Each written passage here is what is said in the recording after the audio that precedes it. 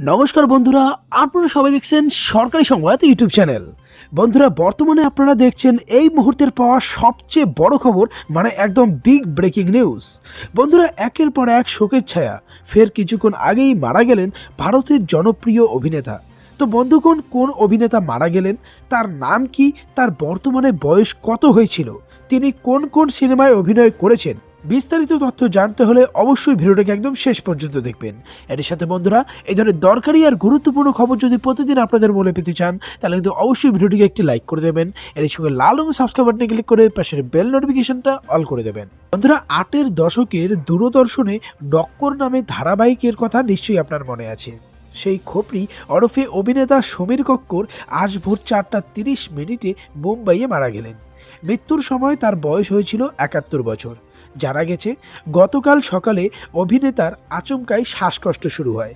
তার বাড়িতেই চিকিৎসককে খবর দেওয়া হলে তিনি হাসপাতালে ভর্তির পরামর্শ দেন। সেই মতো মুম্বাইয়ে একটি বেসরকারি হাসপাতালে ভর্তি করা হয় বর্ষিয়ান এই অভিনেতাকে। আজ ভোররাতে মাল্টি অর্গান ফেলার হয়ে শেষ নিঃশ্বাস ত্যাগ করেন অভিনেতা সমীর কক্কর। অভিনেতাকে মুম্বাইয়ের বাড়িভালিতে দাহ করা হয়। 8-এর দশকের দূরদর্শনে নক্কর নামে ধারাবাহিকে তার অভিনীত চরিত্রটি যথেষ্ট জনপ্রিয় হয়েছিল। এরপরে 4 দশক ধরে একটানা ছবি, টেলিভিশন এবং নাটকে অভিনয় করেন সমীর কক্কর। তবে মাঝখানে অভিনয় থেকে বেশ কিছুদিন দূরেই ছিলেন তিনি। কেরিয়ার থেকে বিরতি নেওয়ার আগেই সঞ্জীবনী ধারাবাহিকে এবং জয় হোক ছবিতে তাকে শেষবার দেখা যায়। নক্কর ধারাবাহিকের পাশাপাশি সমীরের কেরিয়ারের অন্যতম একটি সফল ধারাবাহিক হলো সার্কাস।